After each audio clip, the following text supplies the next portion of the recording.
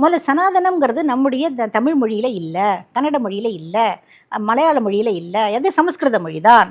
நீங்கள் மட்டும் ஏங்க எப்படி திராவிடம்ங்கிற மாதிரி? திராவிடம்னா என்ன அர்த்தம்னு உங்களுக்கு தெரியுமா? இன்னி மட்டும் திராவிட மாடல்னு சொல்லுவாங்க, திராவிடம்னா தெரியுமா? அதே மாதிரி சனாதனம்னா என்ன, எப்படி திராவிடம்ங்கிறத அர்த்தம் தெரியாமலேயே மக்களுக்குள்ள பரப்பின்னு வந்தாங்களோ, அது 20ஆம் நூற்றாண்டு இல்லை 19ஆம் நூற்றாண்டின் முடிவில் வந்து இந்த பிரிட்டிஷ்காரன் செஞ்சது. இதை இவங்க செய்கிறாங்க. இவங்க பிரிட்டிஷ் காலத்து ஆட்சியுடைய நீட்சியாகத்தான் திராவிடம், அதனுடைய நீட்சியாகத்தான் இந்த சனாதனம் பற்றிய சர்ச்சை.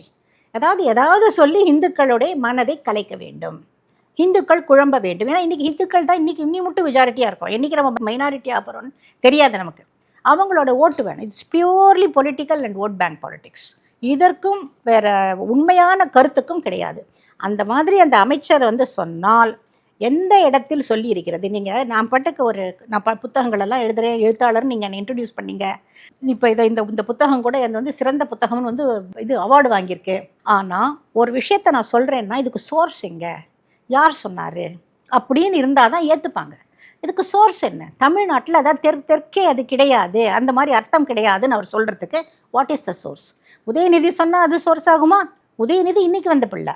இதற்கு ஒரு 1000 வருடம் முன்னாடியோ 2000 வருடம் முன்னாடியோ இல்லாட்ட ஏதோ ஒரு நூலில் இந்த மாதிரி சொல்லியிருக்குன்னா ஏற்றுக்கலாம். அவர் எங்கே சோர்ஸ் காமிக்க சொல்லுங்கள். சோர்ஸ் இல்லாமல் எப்படி பேசலாம் அவர்?